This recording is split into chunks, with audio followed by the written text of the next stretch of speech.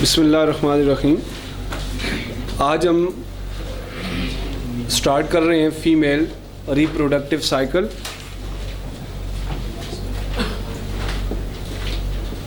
Female reproductive cycle में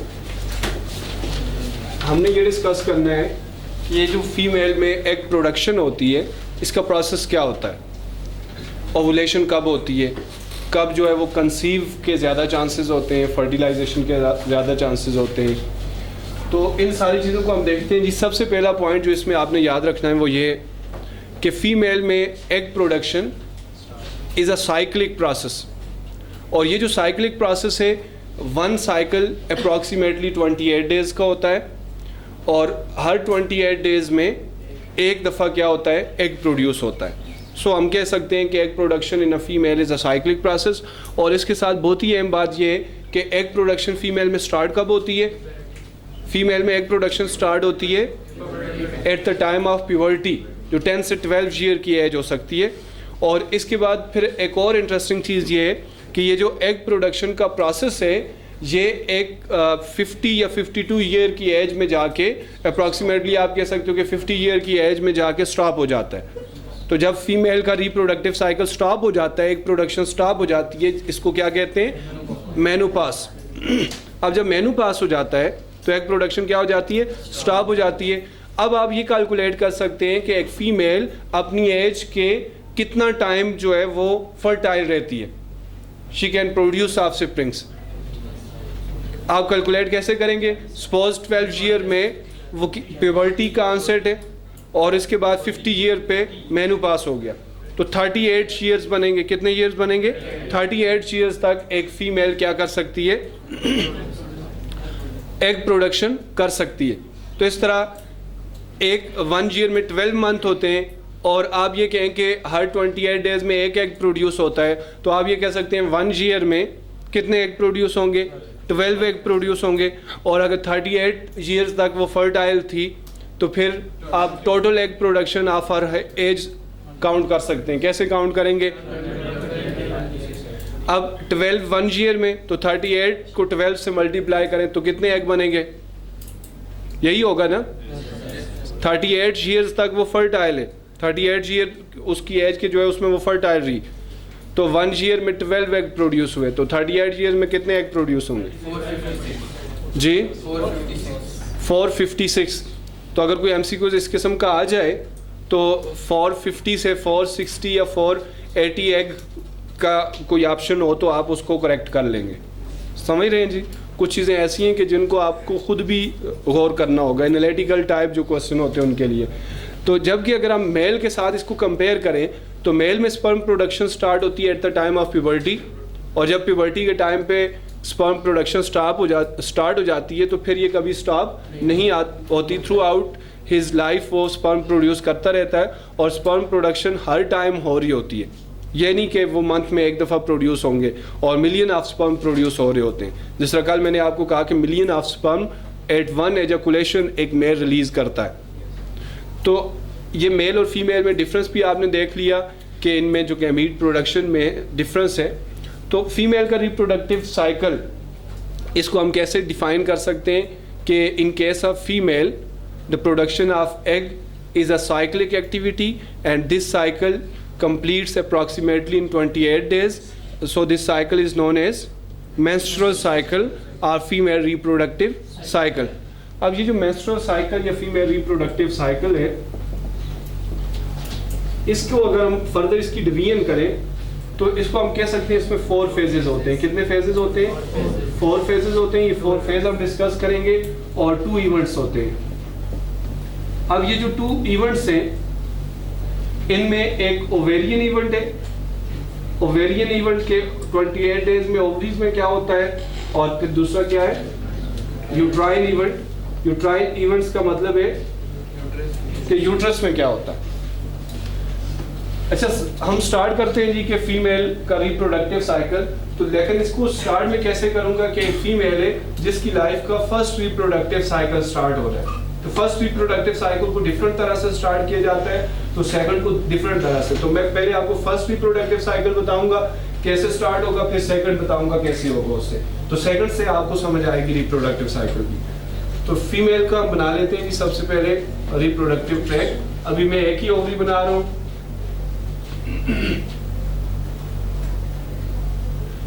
अच्छा, इसमें देख रहे हैं ये यूट्रस है और इधर क्या है जी, ओवरी है। यहाँ पे कुछ प्राइमरी फॉलिकल्स होती हैं। क्या होती हैं? प्राइमरी फॉलिकल्स हैं, प्राइमरी फॉलिकल्स। और at the time of puberty anterior lobe of pituitary से कौन सा हार्मोन आता है जी? Follicle stimulating hormone. और इस हार्मोन के आने से क्या होगा कि ये जो फॉलिकल है वो डिवेल्प होना शुरू हो जाएंगे। फॉलिकल्स क्या होना शुरू हो जाएंगी? डिवेल्प होना शुरू हो जाएंगी। और डिवेलपिंग फॉलिकल से रिलीज होता शुरू हो जाएगा एस्ट्रोजन। और ये जो एस्ट्रोजन है ये इफेक्ट करेगा किस पे? यूट्रस पे। और इसके बाकी भी इफेक्ट्स है, सेकेंडरी फीमेल कैरेक्टर काज करेगा। लेकिन जब ये इफेक्ट करेगा यूट्रस की वाल पे, तो यूट्रस की वाल को ये क्या करेगा? ठीक करेगा। यूट्रस की वाल ठीक होना शुरू हो जाएगी। आप देख रहे हैं इधर ओवरी में इवेंट्स स्टार्ट हो चुके हैं और यूट्रस में भी इवेंट्स स्टार्ट हो चुके हैं। यूट्राइन इवेंट्स भी देख रहे हैं, ओवेरियन इवेंट्स भी देख रहे हैं। फर्दर मैं इसको एलाबोरेट करूंगा कंपैरिजन इसका करके। तो अच्छा, इसके बाद हम देखते हैं जी कि फिर क्या होगा कि एक फॉलिकल अपने प्राइमरी oocyte के साथ, किसके साथ? Primary oocyte। ये एक ऐसी फॉलिकल है जो अपने प्राइमरी oocyte के साथ फर्दर डिवेल्प होती जा रही है, जो स्पीड से डिवेल्प होना स्टार्ट हुई थी। और वो जो बाकी स्लोली डिवेल्प हो रही थी, तो जब ये उनसे डिवेलपमेंटल स्टेज पे आगे निकल जाएगी तो फौरन दूसरी क्या हो जाएंगी? डीजनरेट हो जाएंगी। तो जब ये बाकी सारी फॉलिकल डीजनरेट हो जाएंगी तो इस प्रोसेस को हम कहेंगे फॉलिकल एट्रीसिया। अब फॉलिकल एट्रीसिया क्या है? डीजनरेशन ऑफ फॉलिकल्स, ठीक है। और इसकी अभी तक जो है कंप्लीट रीजन जो है अंडरस्टूड नहीं है। डिफरेंट हाइपोथेसिस है इसके बारे में कि ऐसा क्यों होता है। तो अलबत्ता अभी आप ये समझे कि एक follicle with its primary oocyte develop हो रही है और बाकी में क्या हो गया? फॉलिकल एट्रीसिया हो गया, डीजनरेट हो गई। अच्छा, ये जो फॉलिकल जो डेवलप होती जा रही है, अच्छा इसमें आपको पता है ना फॉलिकल का स्ट्रक्चर कि ये फॉलिकुलर सेल्स होते हैं। क्या होते हैं? फॉलिकुलर सेल्स हैं। और इसके साथ यहाँ पे फॉलिकुलर फ्लूइड होता है। फॉलिकुलर क्या होता है? फ्लूइड होता है। और यहाँ पे प्राइमरी oocyte है। और इसके बाद क्या है जी कि फॉलिकल जो मैच्योर होती जाती है, तो इसके मैच्योर होने से क्या होगा? इसके मैच्योर होने से क्या होगा जी कि एस्ट्रोजन का लेवल इंक्रीज करेगा। और जो एस्ट्रोजन का लेवल इंक्रीज करता जाता है तो इससे क्या होता है? फॉलिकल स्टिमुलेटिंग हार्मोन का लेवल कम होता जाता है। एस्ट्रोजन का लेवल इंक्रीज कर रहा है और इससे फॉलिकल स्टिमुलेटिंग हार्मोन का लेवल डिक्रीज हो रहा है। तो as a result luteinising hormone का लेवल क्या हो जाएगा? इंक्रीज हो जाएगा। जब लुटिनाइजिंग हार्मोन का लेवल इंक्रीज होगा तो ये फॉलिकल क्या हो जाएगी? रप्चर हो जाएगी। तो इसमें जो प्राइमरी oocyte था, इस दौरान ये सेकेंडरी oocyte बन गया था। और फॉलिकल के रप्चर होने से पहले ये सेकेंडरी oocyte बन गया था और फिर ये सेकेंडरी oocyte क्या होगा? यहाँ से डिस्चार्ज होगा। और ये जो फॉलिकल है ये किस में कन्वर्ट हो जाएगी? ये कन्वर्ट हो जाएगी कार्पस लूटम में। ये कार्पस लूटम बन जाएगी। और ये जो सेकेंडरी oocyte है जिसको हम ओवम भी कह रहे हैं, ये किस में एंटर हो जाएगा? फैलोपियन ट्यूब में एंटर हो जाएगा, ओविडक्ट में चला जाएगा। और यहाँ से क्या रिलीज होना शुरू हो जाएगा? यहाँ से प्रोजेस्टेरॉन रिलीज होगा। क्या रिलीज होगा? प्रोजेस्टेरॉन। अब प्रोजेस्टेरॉन किस पे इफेक्ट करेगा? एंडोमेट्रियम पे। और ये एंडोमेट्रियम को वास्कुलराइज करेगा, फर्दर थिक करेगा और उसको कंसीव करने के लिए प्रिपेयर करेगा। अगर इस दौरान फर्टिलाइजेशन हो जाती है तो फिर क्या होगा? ये ऑलरेडी प्रिपेयर होगी एंडोमेट्रियम इसको कंसीव करने के लिए एम्ब्रियो को। और अगर यहाँ पे फर्टिलाइजेशन नहीं होती तो ये कुछ दिन वेट करेगा। कुछ फर्टिलाइजेशन यहाँ पे नहीं हुई, इधर सिग्नल नहीं आया कि फर्टिलाइजेशन होने का, तो फिर ये कार्पस लूटम जो है वो क्या होना शुरू हो जाएगी? डीजनरेट होना शुरू हो जाएगी। जो ये डीजनरेट होना शुरू होगी तो इससे क्या होगा? प्रोजेस्टेरॉन का लेवल कम होता जाएगा। और जो प्रोजेस्टेरॉन का लेवल कम होगा, यहाँ पे जो एंडोमेट्रियम का स्पॉटिंग इफेक्ट होता है ब्लड वेसल्स के लिए, मसल्स के लिए, वो क्या होता जाएगा? कम होता जाएगा। तो फिर एक टाइम आएगा कि ये बिल्कुल डीजनरेट हो जाएगी, कार्पस लूटम बिल्कुल छोटी सी हो जाएगी और प्रोजेस्टेरॉन का लेवल बिल्कुल कम हो जाएगा। जब इसका लेवल बिल्कुल कम हो जाएगा, बहुत ही रिड्यूस हो जाएगा, तो यहाँ पे स्पोर्टिंग इफेक्ट सारा खत्म हो जाएगा। जितने भी यहाँ पे ग्लैंडुलर सेल्स बने थे, जितनी भी कैपिलरीज है, तो इनके सेल क्या होना शुरू हो जाएंगे, डेड होना शुरू हो जाएंगे। तो ये सेल डेब्रिस और यहाँ से कुछ ब्लड ये ब्लीड करना शुरू कर देगा इसको, और डिस्चार्ज आउट होना शुरू हो जाएगा। इसको हम कहेंगे मेंस्ट्रुएशन। क्या कहेंगे? मेंस्ट्रुएशन स्टार्ट होगी। अब ये जो फर्स्ट रिप्रोडक्टिव साइकिल आपने पढ़ा ऑफ हर लाइफ, ये किस तरह स्टार्ट होगा और किस तरह मेंस्ट्रुएशन के स्टेज पे पहुंचेगा। अभी आपने देख लिया ना क्या स्टार्ट होगी जी, मेंस्ट्रुएशन स्टार्ट होगी। अब मैं आपको सेकंड रिप्रोडक्टिव साइकिल बताऊंगा जिससे आपको समझ आएगी डेज के हिसाब से कि फर्स्ट डे में क्या होता है, सेकंड डे में क्या होता है और डेज हम कहाँ से काउंट करते हैं। इसमें अभी आप देखें जी कि हम ओवेरियन और यूट्राइन इवेंट को दिखाते हैं। यहाँ पे हम दिखाते हैं यूट्राइन इवेंट और इधर हम दिखाते हैं ओवेरियन इवेंट्स। इधर डेज लिख देते हैं, यहाँ पे सेकंड डे, फर्स्ट, सेकंड, फिर आगे मैं 5 लिख देता हूँ, 10 है, 15 है और 20 है, 25 है और फिर 30 है। अब जितने मर्जी लिख दें, जहाँ पे वो एंड होगा हम एंड कर देंगे उसको। अच्छा, सबसे पहले आप देखें कि फर्स्ट डे में क्या हुआ। ये जो इतनी थिक एंडोमेट्रियम है, एंडोमेट्रियम क्या है फर्स्ट डे पे, थिक है। ये देख लें आप, थिक एंडोमेट्रियम है, थिक एंडोमेट्रियम। और इधर ओवरी में क्या है, कार्पस लूटम बिल्कुल खत्म हो चुकी है। यहाँ पे हम कहते हैं ये प्राइमरी फोलिकल है। क्या है ये? प्राइमरी फोलिकल, प्राइमरी फोलिकल है ये। आप ऐसे दिखा सकते हैं। अब नया साइकिल स्टार्ट हो रहा है तो आप इसको बिल्कुल क्या कर दें जी, इसको रेज कर देते हैं। हम कहते हैं कि यहाँ पे प्राइमरी फोलिकल्स है।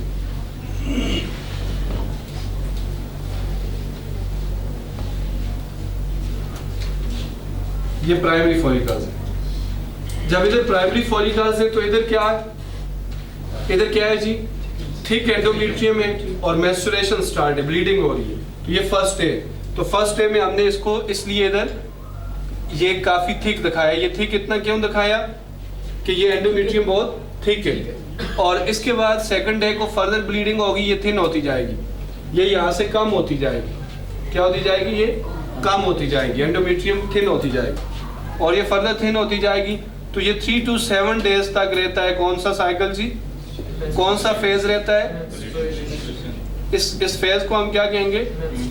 Menstruation phase. तो इसको मेंस्ट्रुएशन फेज लिख लें आप। मेंस्ट्रुएशन फेज कितने दिन रहेगा? 3 to 7 डेज। तो 3 to 7 डेज तक मेंस्ट्रुएशन फेज रहेगा और ये सारी क्या हो जाएगी, एंडोमेट्रियम के साथ जो भी एडिशनल चीजें अटैच थी सारी डिटैच हो गई हैं। ब्लड वेसल्स यहाँ से ब्रेक हो गई हैं, जो ग्लैंडुलर सेल्स थे वो डेड होके डिस्चार्ज आउट हो चुके हैं। तो इधर उस दौरान क्या हो रहा है कि फॉलिकल स्टिमुलेटिंग हार्मोन की वजह से फॉलिकल डिवेल्प होना शुरू हो गई है। क्या होना शुरू हो गई है? डिवेल्प होना शुरू हो गई है। और फॉलिकल जो ही डिवेल्प होना शुरू हुई तो एस्ट्रोजन रिलीज हो रहा है। क्या हो रहा है? एस्ट्रोजन। तो जो ही एस्ट्रोजन रिलीज होगा तो हीलिंग ऑफ यूट्राइन वाल करता है। ये यूट्रस की वाल को ये क्या कर देता है? हील करने का मतलब है कि यहाँ से जो ब्लड कैपिलरीज ब्लीड कर रही हैं उनके ऊपर ये स्मूथ मसल्स को ले आएगा और कुछ सेल को बना देगा जिस तरह ब्लीडिंग स्टॉप करा देगा। तो इसीलिए एस्ट्रोजन का कहा जाता है कि ये मेंस्ट्रुअल साइकिल में क्या करता है? हीलिंग ऑफ यूट्राइन वाल करता है। तो जो ही ब्लीडिंग स्टॉप हुई, मेंस्ट्रुएशन फेज स्टॉप हुआ, तो इससे हम समझ जाते हैं कि इस वक्त ओवरी में एस्ट्रोजन रिलीज होना स्टार्ट हो चुका है, तभी ये प्रोसेस स्टॉप हुआ है। तो इसके बाद आपको पता है इधर फॉलिकल एट्रीसिया हो जाता है और एक फॉलिकल आगे फर्दर डिवेल्प हो रही होती है विद इट्स प्राइमरी oocyte। और फिर इधर क्या होगा इस दौरान कि जब इधर से एस्ट्रोजन आता जा रहा है, इसका लेवल जो इंक्रीज करता जा रहा है, ये दोबारा थिक होना शुरू होगी। क्या होना शुरू होगी? थिक होना शुरू होगी एंडोमेट्रियम। तो इसको दोबारा आप ऐसे दिखा सकते हैं कि ये थिक होना शुरू होगी ऐसे। तो ये कौन सा फेज होगा? प्रोलिफरेटरी फेज होगा। कौन सा फेज है ये? प्रोलिफरेटरी फेज। प्रोलिफरेटरी फेज। अच्छा, ये फेज इस तरह कंटिन्यू रहेगा। तो इधर ओवरी में क्या हो रहा है? फॉलिकल्स डिवेल्प हो रही है। तो इसको आप कौन सा फेज कहोगे? Maturation phase. किसका मैचुरेशन फेज है? बोले ना, फॉलिकल्स मैच्योर हो रही है, फॉलिकल्स का मैचुरेशन फेज है। अब जब इसका रिप्रोडक्टिव साइकिल का 14 डे, कौन सा डे? 14 डे आ गया है, ये आगे 15 है और ये 14 है। 14 डे को क्या होगा कि फॉलिकल कंप्लीटली यहाँ पे राइप हो चुकी है, इसमें सेकेंडरी oocyte बन गया है, और जब सेकेंडरी oocyte बन गया है तो यहाँ पे लुटिनाइजिंग हार्मोन का लेवल इंक्रीज होगा और क्या रिलीज हो जाएगा? सेकेंडरी oocyte रिलीज हो जाएगा और ये खुद क्या बन जाएगी? कार्पस लूटम बन जाएगी। ये कार्पस लूटम बन गई। अच्छा जी, जब इधर कार्पस लूटम बन गई है, क्या बन गई? कार्पस लूटम। तो ये कौन सा फेज स्टार्ट हो गया यहाँ पे?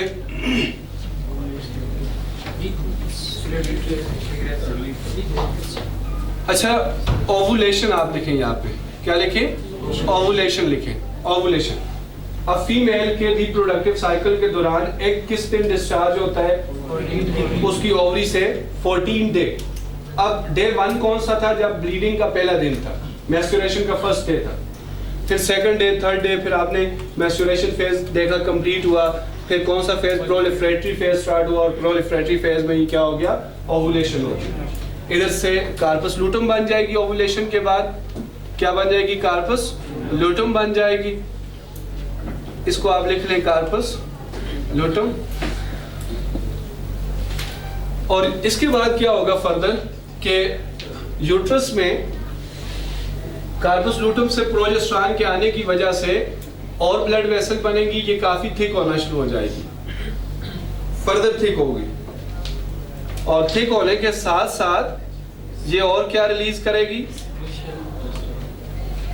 इसके साथ साथ ये सेक्रेटरी फेज कहलाता है। सेक्रेटरी फेज इसलिए कहलाता है कि ये जो थिक एंडोमेट्रियम बन गई है, प्लेसेंटा टाइप ये लेयर बन चुकी है, यहाँ से बहुत सारे ग्लैंडुलर सेल्स हैं जो प्रोटीनेशियस मटेरियल रिलीज कर रहे हैं और कुछ हार्मोन की सेक्रेशन स्टार्ट हो जाती है यहाँ से। तो इसलिए कौन सा फेज है? सेक्रेटरी फेज है। और इसके बाद ये कार्पस लूटम में फर्दर आप देखते हैं मेंटेन हुई है। तो अगर यहाँ पे फर्टिलाइजेशन नहीं होती, क्या नहीं होती? फर्टिलाइजेशन नहीं होती, और इधर कोई फर्टिलाइजेशन का सिग्नल रिसीव नहीं होता इधर, तो कार्पस लूटम 25 डे के बाद रिग्रेस होना शुरू हो जाएगी। क्या होना शुरू हो जाएगी?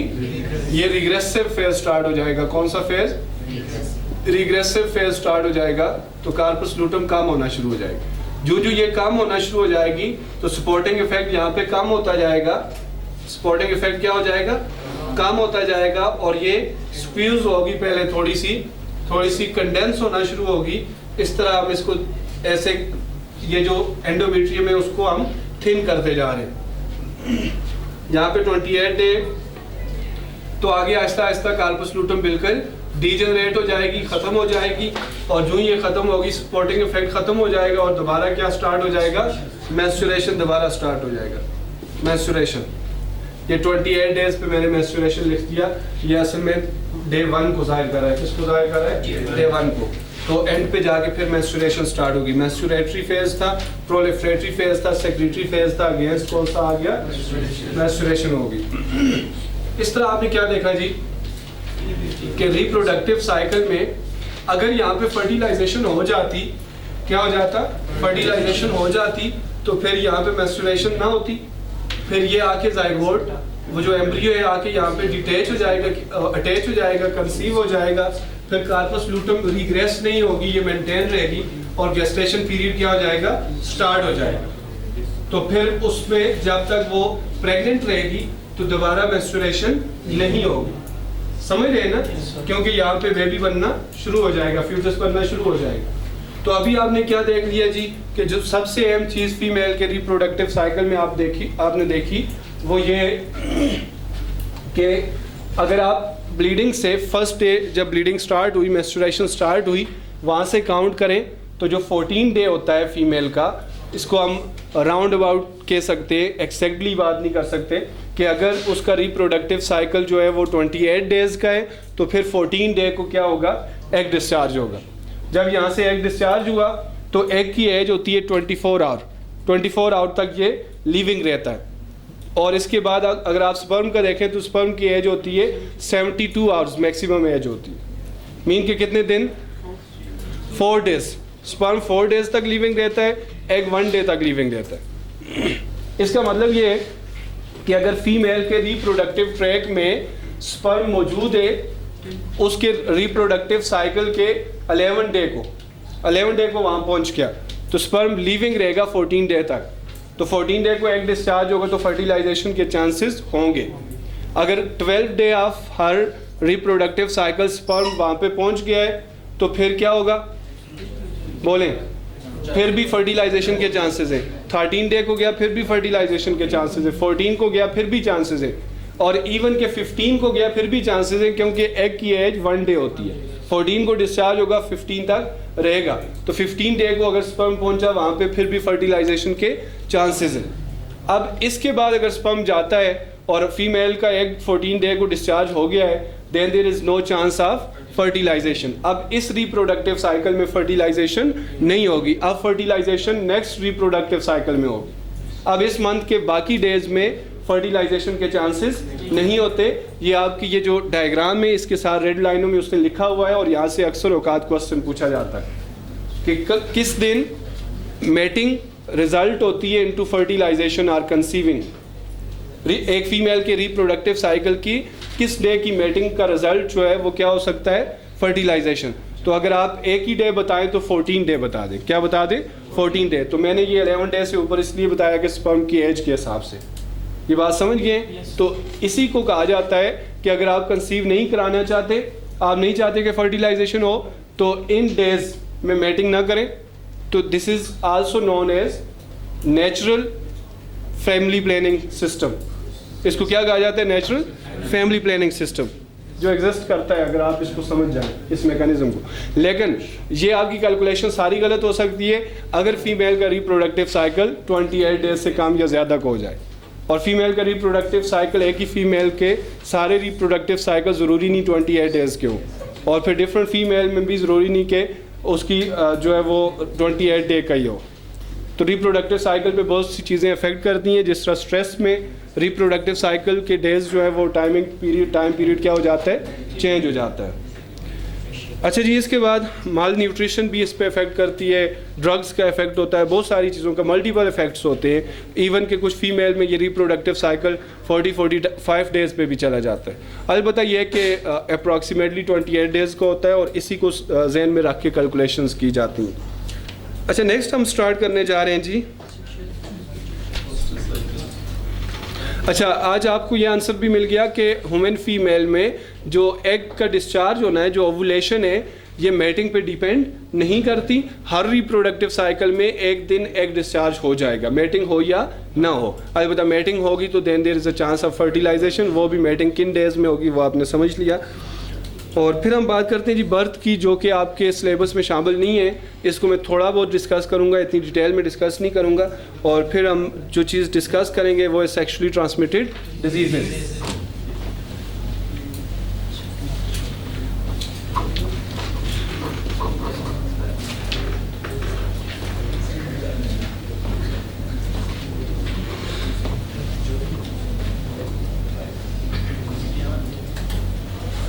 अच्छा, जब हम बर्थ की बात करते हैं तो बर्थ के लिए अगेन यही डायग्राम आप देखें, सिर्फ मैं एक ही ओवरी बना रहा हूं। यहाँ पे हम कहते हैं जी यहाँ पे प्लेसेंटा फॉर्मेशन होगी है। कौन सी फॉर्मेशन होगी है जी? प्लेसेंटा फॉर्मेशन होगी है। और लास्ट लेक्चर में मैंने काफ़ी डिटेल में आपको बताया था कि प्लेसेंटा कैसे बनती है। और एम्ब्रियो यहाँ पे ह्यूमन के केस में यहाँ पे एम्ब्रियो आके कंसीव होता है, लेकिन आपकी बुक में अगर जाइगोट लिखा है तो आप उसको जाइगोट ही लिखेंगे। तो एम्ब्रियो यहाँ पे आके अटैच होगा किसके साथ? प्लेसेंटा के साथ। और शुरू में प्लेसेंटा से इसको न्यूट्रिएंट प्लेसेंटा के जो सेल है, ग्लैंडुलर सेल, वो प्रोटीनेशियस मटेरियल रिलीज कर रहे हैं जो इसको मिल रहा है, वहाँ से न्यूट्रिएंट सारे मिल रहे हैं, और फिर कुछ अरसे बाद यहाँ पे क्या हो जाएगा, अम्बेलिकल कार्ड डिवेल्प हो जाएगी, और अम्बेलिकल कार्ड जब बन जाएगी उसमें आर्टरीज और वेन्स है, मदर की आर्टरीज और वेन्स भी यहाँ पे आ रही हैं, तो placenta act as a barrier, पढ़ा हुआ है ना आपने। तो इस दौरान यहाँ पे क्या होता है, कार्पस लूटम, और कार्पस लूटम से प्रोजेस्टेरॉन रिलीज हो रहा होता है, और प्रोजेस्टेरॉन क्या करता है, मेंटेन रखता है प्रेगनेंसी की कंडीशन को, और जिस दिन ये कंसीव हो गया उस दिन से गेस्टेशन पीरियड इसका स्टार्ट हो गया। तो गेस्टेशन पीरियड टोटल कितना होता है, 280 डेज का होता है। अच्छा जी, यहाँ पे अगर आप देखें ये जो प्लेसेंटा है, क्या है, प्लेसेंटा है, तो लास्ट लेक्चर में जैसे हमने डिस्कस किया था कि मदर के ब्लड से न्यूट्रिएंट को, ऑक्सीजन को और कुछ हार्मोन को किस तक लाएगा, ये फ्यूटस तक लाएगा, और फ्यूटस के जो वेस्ट मटेरियल है, जो कार्बन डाइऑक्साइड है और इसके कुछ हार्मोन को किधर भेज देगा, मदर के ब्लड में भेज देगा। तो ये एक्ट एज ए बैरियर। और इसके बाद हम बात करते हैं कि जब प्लेसेंटा बन जाती है तो प्लेसेंटा से भी प्रोजेस्टेरॉन रिलीज होता है। क्या होता है, प्रोजेस्टेरॉन रिलीज होता है, और इसलिए फिर कुछ अर्सा बाद अगर ये कार्पस लूटम खत्म भी हो जाए, क्या हो जाए, खत्म हो जाती है, तो इससे कोई इफेक्ट नहीं होता। क्यों इफेक्ट नहीं होगा, कि प्रोजेस्टेरॉन कहाँ से रिलीज होना शुरू हो गया है, प्लेसेंटा से रिलीज हो गया। और गेस्टेशन पीरियड के दौरान प्लेसेंटा लूटोट्रॉफिक हार्मोन भी रिलीज करती है, लूटोट्रॉफिक हार्मोन समझते हैं आप, प्रोलैक्टिन रिलीज करती है, और इसके अलावा ह्यूमन प्लेसेंटल लैक्टोजन भी रिलीज करती है, और इसके अलावा ह्यूमन क्रोनिक गोनेडोट्रोफिन भी रिलीज करती है। ये आईसीजी आपके उसमें नहीं है, तो आप लूटोट्रॉफिक हार्मोन और ह्यूमन प्लेसेंटल लैक्टोजन, इन दो को याद रखें। ये दोनों हार्मोन जो प्लेसेंटा से रिलीज हो रहे होते हैं, ये मेमरी ग्लैंड पे इफेक्ट करते हैं, और मेमरी ग्लैंड को गेस्टेशन पीरियड क्योंकि चल रहा होता है, उस दौरान मेमरी ग्लैंड की डेवलपमेंट ज़रूरी होती है, तो ये मेमरी ग्लैंड को लैक्टेशन के लिए तैयार करते हैं, प्रिपेयर करते हैं ये दो हार्मोन, क्योंकि बर्थ के फ़ौरन बाद लैक्टेशन की ज़रूरत होगी, समझ रहे हैं ना, मिल्क प्रोडक्शन की ज़रूरत होगी। अच्छा जी, फिर आपको ये भी पता है कि फर्स्ट 2 मंथ के बाद एम्ब्रियो को हम फिर क्या कहना शुरू कर देते हैं, क्या कहते हैं, फ्यूटस कहते हैं। 2 मंथ के बाद एम्ब्रियो को फिर क्या कहते हैं, फ्यूटस कहते हैं। और जब 3 मंथ मीन 12 वीक कंप्लीट हो जाते हैं, फर्स्ट ट्राइमेस्टर कंप्लीट हो जाता है, तो फ्यूटस के अंदर तमाम इंपॉर्टेंट आर्गन क्या हो जाते हैं, बन जाते हैं, ऑर्गेनोजेनेसिस हो जाती है। और जब 3 महीने में ऑर्गेनोजेनेसिस हो के एक कंप्लीट स्मॉल बेबी बन जाता है, उसके बाद बाकी 6 मंथ किसके होते हैं, ग्रोथ के होते हैं। और जब 9 मंथ कंप्लीट होते हैं तो उसके बाद फिर क्या हो जाती है, बर्थ हो जाती है। तो अभी आप यहाँ पे देखें कि इस दौरान ये जो फ्यूटस है ये किस से सारे न्यूट्रिएंट ले रहा है, मदर से ले रहा है। यहाँ अम्बिलिकल कार्ड है और इसकी प्रोटेक्शन का मैकेनिज्म देखें। यहाँ पे एक एक्स्ट्रा एम्ब्रियोनिक मेम्ब्रेन है जिसको हम क्या कहते हैं, एमनियन कहते हैं, एमनियन। और इसके बाद क्या है जी, है कोरियन। और फ्यूटस और एमनियन के बीच में क्या है, एमनियाटिक फ्लूइड है, एमनियाटिक फ्लूइड। और ये एमनियाटिक फ्लूइड शॉक एब्जॉर्बर होता है, तो ये प्रोटेक्शन करता है किसकी, एम्ब्रियो की। तो आपने एक्स्ट्रा एम्ब्रियोनिक मेम्ब्रेन पढ़ी है ना, एमनियन, कोरियन, एलेंटाइस। अच्छा जी, जब बर्थ का टाइम आएगा, किसका टाइम आएगा, बर्थ आएगा, हम देखते हैं कि बर्थ कैसे होगी। तो ये जो बेबी है इसके एंटीरियर लोब ऑफ पिट्यूटरी से एक हार्मोन रिलीज होगा, एड्रीनो कार्टिकोट्रोफिक हार्मोन, और ये इफेक्ट करेगा इसके किडनी के एड्रीनल ग्लैंड पे, और वहां से रिलीज होंगे कार्टिकोस्टेरॉइड। क्या रिलीज होंगे, कार्टिकोस्टेरॉइड। और ये जाएंगे मदर के ब्लड में, कार्टिकोस्टेरॉइड जाएंगे।